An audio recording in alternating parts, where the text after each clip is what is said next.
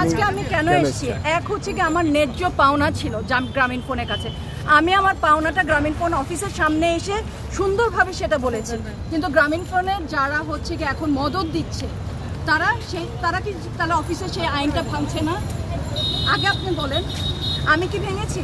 আমি আমার ন্যায্যটা চাইছি। আমি যদি ন্যায্যটা না চাই তাহলে আমাকে এখানে সামনে এসে বুঝাই বলুক যে আপনারা ন্যায্য দাবির উপর নাই, এটা আমাদেরকে বুঝাই বলুক। আর আমরা যদি ন্যায্যর উপরেই থাকি তাহলে কেন তারা কথাটা শুনবে না? কনফ্লিক্টটা তাহলে শুরু হয়েছে কোত্থেকে? তাদের না শোনা থেকে। ইভেন তারা আমাদের কথাটা শুনবে বা আমাদের সাথে বসবে, অ্যাজ ইফ তারা আমাদের সাথে কি বিহেভ করতেছে, উই আর নো ওয়ান। অথচ আমাদের এখানে প্রত্যেকটা আপুদেরকে দেখেন তো 10 বছর, 15 বছর, 12 বছর নিজের বাচ্চাকে, ছোট বাচ্চাকে, দুধের বাচ্চাকে রেখে ঘরে রেখেছে। এখানে আমরা সাপোর্ট দিয়েছি, সিডর হয়েছে রাতেবেলা। আমি মেয়ে হয়ে রাত 12টার সময় হচ্ছে গিয়ে সাপোর্ট টিমের ছিলাম। আমি তখন ট্রান্সপোর্টে ছিলাম। এই ট্রান্সপোর্ট এক একটা জায়গায় গিয়ে বিটিএস ঠিক করে আপনারা কিভাবে কথা বলতেন আপনাদের প্রিয়জনের সাথে, তখন আমরা আপনাদের জন্য কাজ করিনি। আজকে আপনারা এগুলো ভুলে গেছেন। আমি তো আমাকে বলি না যে আমাকে এক্সট্রা টাকা দাও। আমি যে কর্ম করেছি, আমি যে 2010 সালে ছিলাম, 11 সালে ছিলাম, যে কোনো প্রয়োজনে আমি আমার অফিসের সাথে ছিলাম, তাহলে অফিস সেটা কি মূল্যায়ন করলো? আর এখন অফিস বলতেছে আমরা মানে কমপ্লায়েন্স একটা কোম্পানি, আর তারা মাল্টিন্যাশনাল বলতেছে আমরা নারীদেরকে সর্বোচ্চ অধিকার দিচ্ছি। অথচ তারা নারীকে টেনে হিচড়ে নিয়ে যাচ্ছে। তারা নারীকে ন্যূনতম সম্মান পর্যন্ত দেয়নি। যে এটা কোনো আপু কি কোনো এখানে ইট মেরেছিল, কোনো গালি দিয়েছিল, কোনো অস্ত্র এনেছিল, লাঠি এনেছিল? তাহলে কিসের জন্য সেই আপুকে টেনে হিচড়ে উঠানো হইলো? আমার কাছে, আপনাদের কাছে আমার এটা প্রশ্ন, আপনারা আমাকে এটা উত্তর দেবেন। আমার আপুকে, আমার এক্স কলিগকে কেন এইভাবে অসম্মান করা হলো? আর আজকে নারী দিবসে আপনারা বড় বড় হয়ে ব্যানার টানাবেন, বিভিন্ন নারী দিবসের স্পন্সর আপনারা করবেন। এই স্পন্সরশিপের আমি ধিক্কার জানাই, কারণ আপনারা নিজেরা নারীকে অসম্মান করে আপনারা ফলাও প্রচার করতেছেন আপনারা নারীকে সম্মান দেন। এটা সম্পূর্ণ ভুয়া এবং নীতি বিরুদ্ধ কাজ।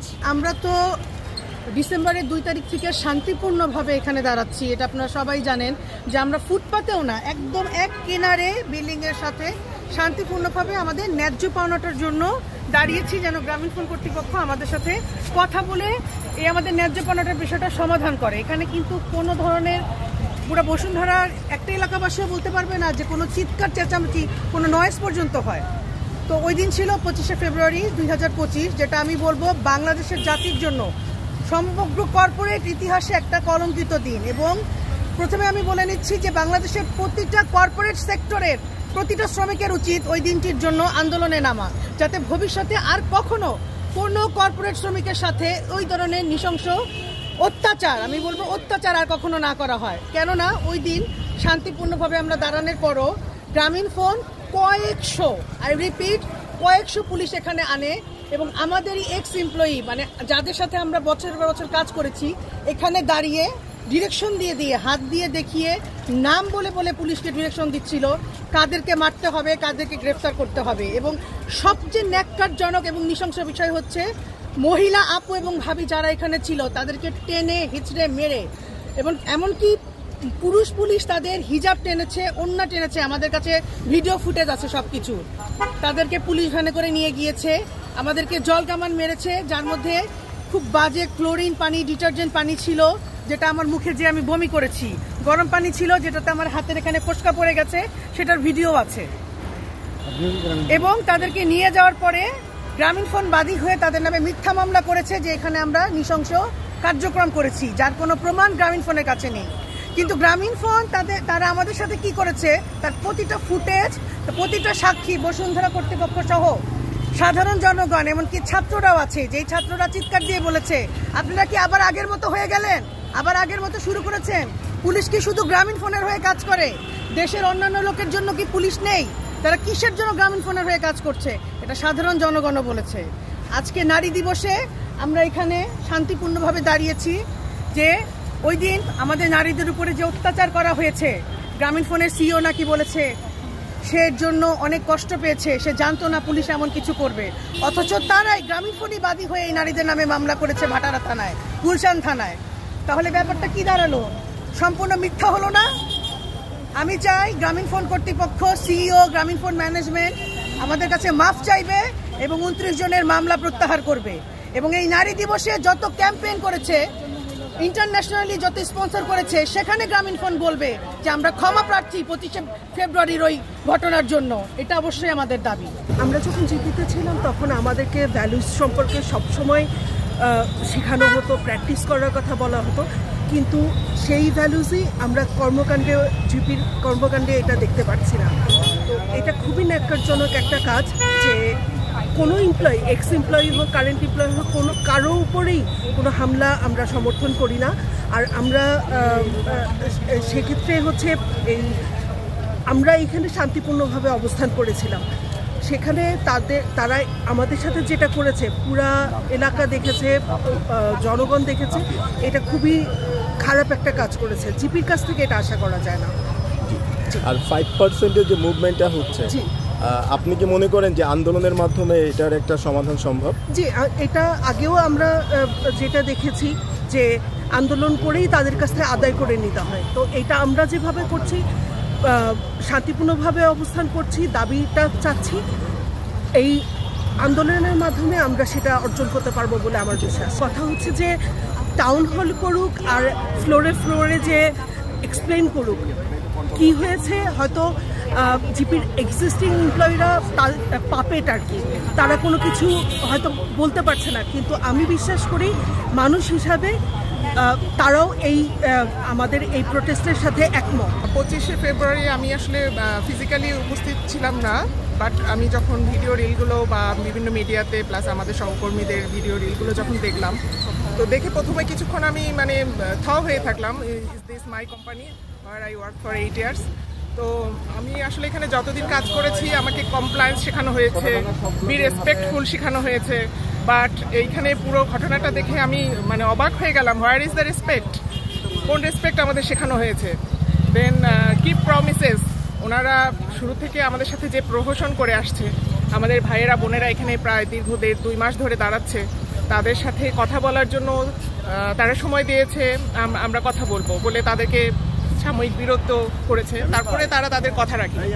তো তাদের যে বিভিন্ন কমিটমেন্টগুলো বা যে কমপ্লায়েন্সের ইস্যুগুলো আমাদেরকে শিখিয়েছে, প্রতিটা ক্ষেত্রেই এটা মানে ভুল প্রমাণিত করেছে। তারা পদে পদে তারা তাদের প্রমিস রাখেনি, আমাদেরকে সাথে বসেনি, আমার ভাইদের বোনদের সাথে বসেনি, তাদের সাথে একটা আলোচনা হওয়া উচিত ছিল, নেগোসিয়েশন হওয়া উচিত ছিল, and B respectful with respect. হ্যাঁ, রেসপেক্ট নিয়ে তাদের সাথে একটা নেগোসিয়েশন হওয়ার একটা সম্ভাবনা ছিল, বাট তারা সেই তাদের প্রমিসও রাখেনি, তারা রেসপেক্টও দেখায়নি।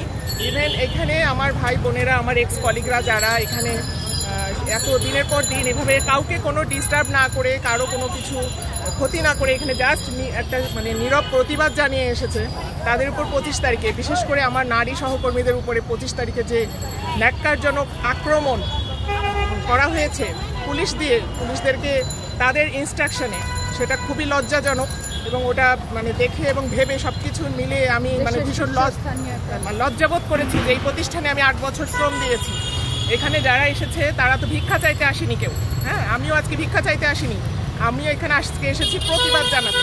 আমার নারী সহকর্মীদের উপর তারা যে অন্যায় অত্যাচার সেদিন করেছে, অপমান করেছে, তারা আবার বিভিন্ন ইয়েতে নারী দিবসে স্পন্সর। হ্যাঁ, তো তাদের আসলে সেই স্পন্সরশিপটা কতটা প্রহসনমূলক আর ভুয়া, সেটা আজকে এখানে প্রতিবাদ জানাতে আমি এসেছি। যারা তাদের নিজেদের এক্স এমপ্লয়ি নারীদেরকে, নিজেদের কর্মীদেরকে, যারা এখানে বছরের পর বছর শ্রম দিয়েছে, যাদের শ্রমের টাকা দিয়ে তারা আজকে এই টাকার পাহাড় করে তুলেছে, এত মুনাফা করছে, তাদের সাথে তারা যে প্রহসনমূলক এবং অপমানজনক আচরণ করেছে, সে আচরণের প্রতিবাদ আজকে এই নারী দিবসে আমরা কালো কাপড় পরে, কপালে কালো কাপড় বেঁধে সেই প্রতিবাদ জানাতে এসেছি।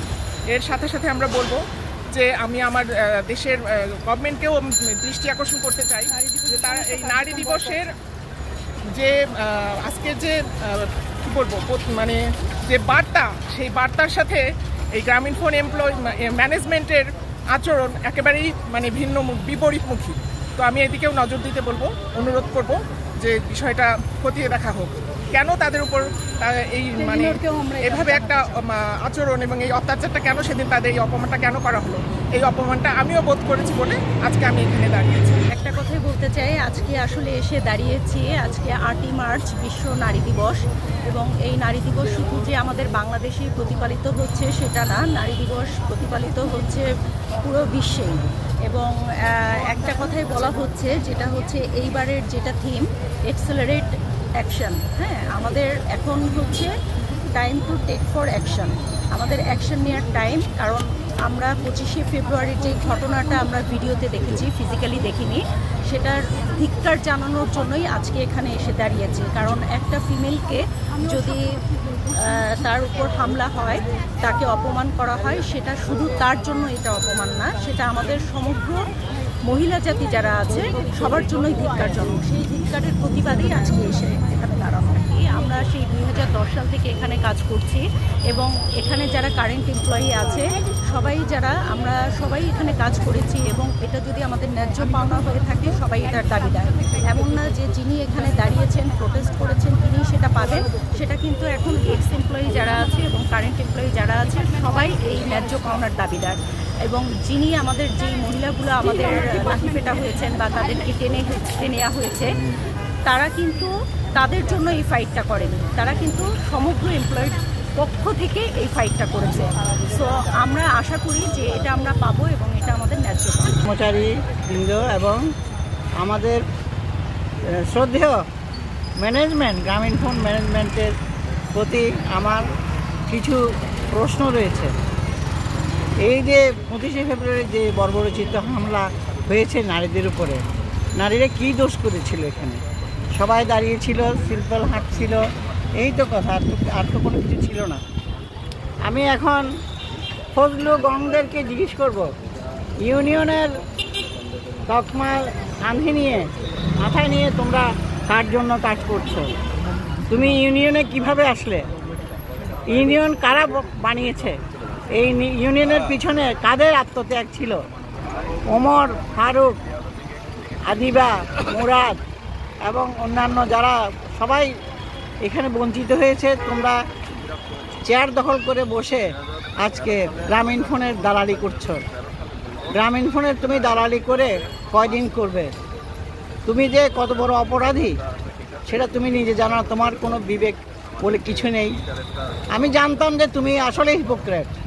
আমি সব সময় বলেছি যে ফজলু এই যে সুন্দর হাসি এবং চশমা পরে তোমাদের সামনে এসে দাঁড়ায়, বলে আমি তোমাদের পাশে আছি, সবই মিথ্যা বলেছিলে।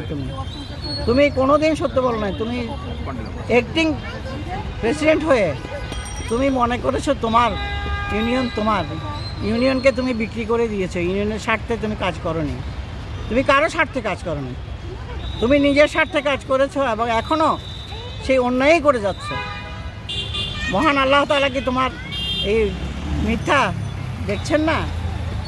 কাকে ফাঁকি দিবে? আল্লাহ তো আছেন। আমি একজন অভিভাবক হয়ে আজকে 70 ঊর্ধ্ব মহিলা, বয়স্ক মহিলা এসে আজকে ওদের পাশে, সবার পাশে দাঁড়িয়েছি।